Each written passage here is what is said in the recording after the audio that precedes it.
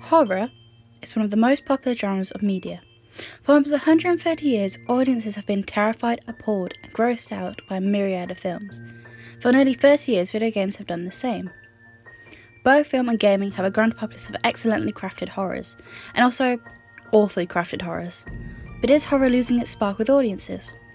Unfortunately, for the genre, nearly every horror cliché has been exhausted and the term dying might be appropriate. Or is it? Both filmmakers and game developers alike, such as Tobe Hooper, who was director for Texas Chainsaw Massacre, and Konami, who have developed games since 1978, are still adding to this genre. Be it a small independent project or a multi-million company, so there must be something in this genre type that can be twisted into a brand new and unique idea. To explore this, the basic generic plot devices used in horror must be addressed. Let's start with the most common: jump scares. This particular cliché can have mixed results for an audience. Sometimes they can create an everlasting effect, while others appear to be cheap scares that last for all of a second. For example, in the first Outlast, one of the most effective jump scares happens near the beginning of the game. Firstly, let's show the clip. Little pig!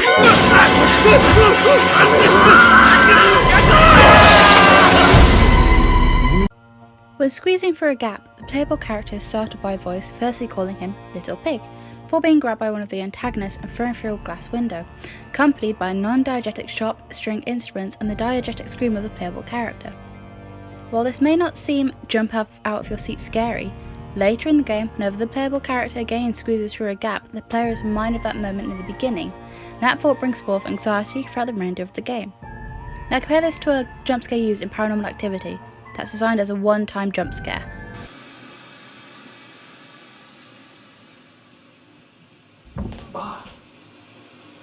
See the difference? While Paranormal Activity uses this one-time jump scare to build up tension, it does not work as well as the Outlast jump scare, because there is no connected object that the audience can then recognise later on. The use of found footage style of filming is no stranger to horror and has become iconic in the genre, but it is also growing popular in gaming too. Notably, Outlast, as used in the clip, became one of the first games to utilise this subgenre. Yes, it's a survival horror, but the real scare comes from being helpless to the threats within the game. Other survival horrors tend to focus on action with big weapons to fight enemies with, rather than helplessly sprinting and hiding. And really, which is scarier? A common theme within horror these past few years is the subject of religion, specifically Christianity. Mostly it's shown in a negative or extreme light, where the villains of the games are religious figures or followers. While these particular themes tend to showcase the paranoid influence of Christianity on the masses, there is also the opposite, games that focus on the devil or the Antichrist himself. Lucius, a game based on the film franchise The Omen, is a game where you can play as a 6-year-old boy who kills people to gain supernatural powers. Yeah, and the deaths are definitely creative. The first game was a success amongst the YouTube community back in 2012. However, aside from the YouTube community, it received mixed reviews. The second installment upped the amount of gruesome deaths but lacked plot. Most reviews suggest that the game itself was very buggy, with the deaths being quite repetitive, while The Omen, with its large fanbase, also lost its spark within its sequels. By the failed TV spin-off series Damien in 2016, many had given up on reviving this iconic franchise. Therefore, perhaps more doesn't always mean good for both games and films alike. What we all love about a good horror: the monsters.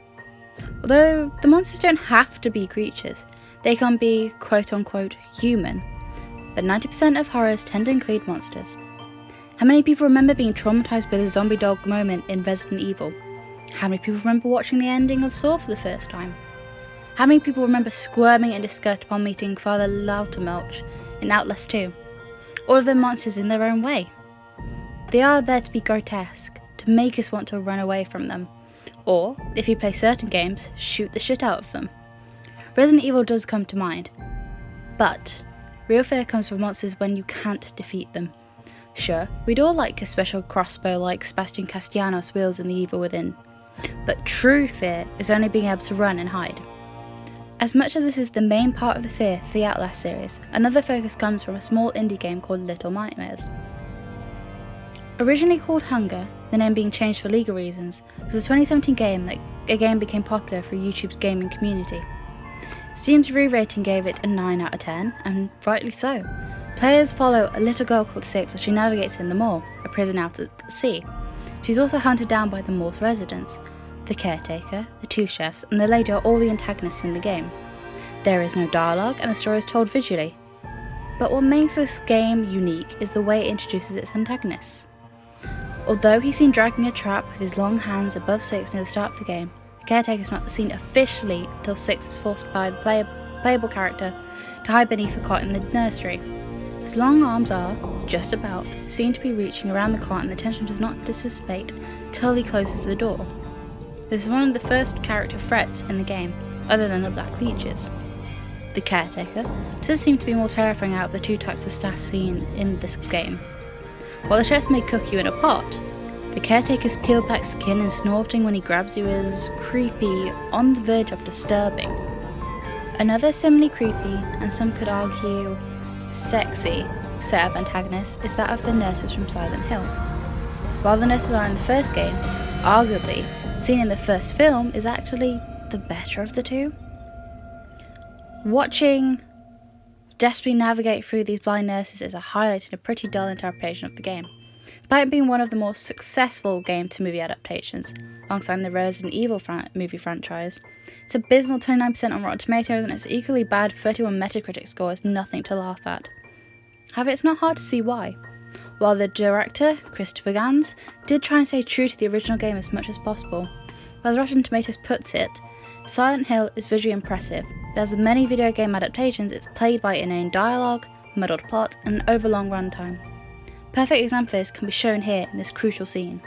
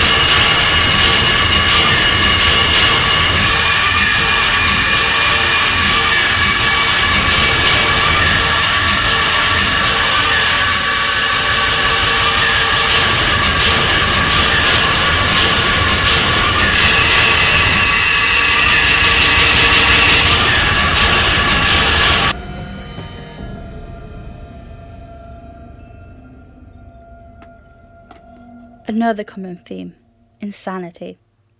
It's right within all of horror. It can have some decent representation of mental illness, and some not so decent. It's common to have mentally ill characters in video games. Some chilling examples could be Eddie Gluskin or The Groom in Outlast, Whistleblower, Alice Liddell in American McGee's Alice, Madness Returns, and a more recent addition, Stefano Valentini from The Evil Within 2. Nothing, and I repeat, nothing, is more screen-calling than a mentally ill video game character. Now, the majority are usually antagonists to the sane protagonist. On the rare occasion we are given a character we actually want to protect. Leslie Withers in The Evil Within is no exception.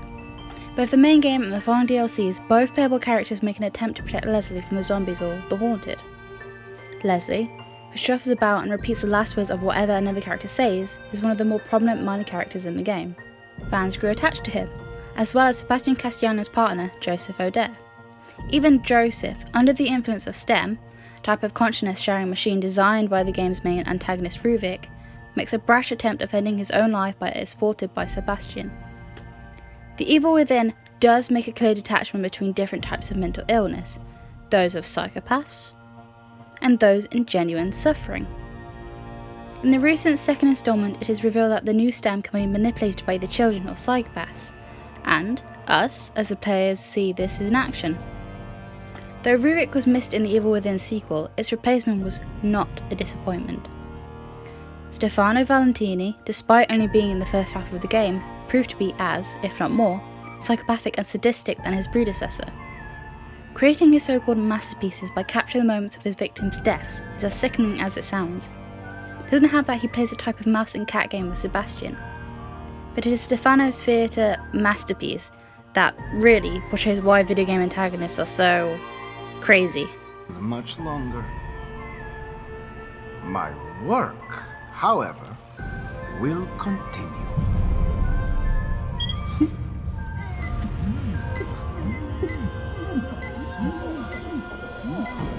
Picasso had his blue period. I have entered my crimson period.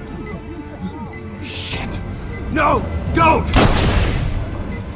Behold my latest creation.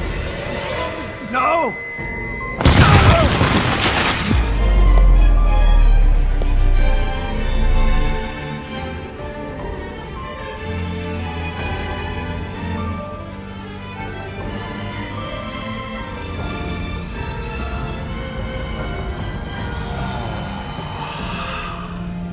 Films are just as able to scare us down to our soul with deranged characters.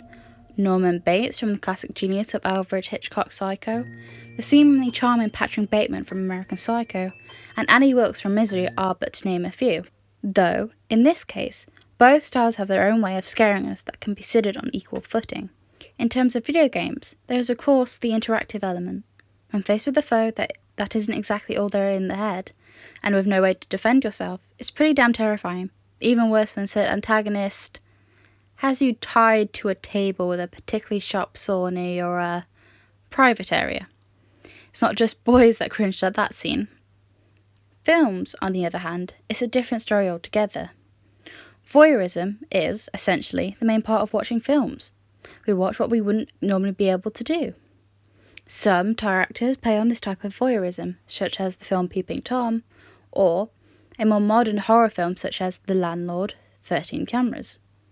However, sometimes directors make the audience itself an active part of this perverse voyeurism. And in a strange twist, this usually brings the audience back to reality and realise what exactly they are doing. Watching people in distress and or influenced in violence. Viddy well, little brother. Viddy well. Now, what is the actual takeaway from this? Why are we so obsessed with horror? Simply put, we like being scared. Fight or flight is as much part of gaming as it is in real life. And as already explained, we all secretly enjoy watching what we usually can't. There's a reason that fictional criminal or psychopathic characters are popular with fans and real life people in these categories are not. It's fictional. It's safer. Horror in both video games and films, in a roundabout way, reminds us of our humanity. Emotions are heightened. In the face of the worst of humanity, sometimes not even humanity, it reminds us who we are, what we are capable of. The plot of the first Silent Hill is simply a parent wanting to find their daughter. How much more human can you get? The playable characters of Outlast withstand a constant onslaught of near death, of agony, and survive despite what they go through. Well, in most cases. But despite all of this, put it more simply, who doesn't love having a good jump out of your seat scare? Darn!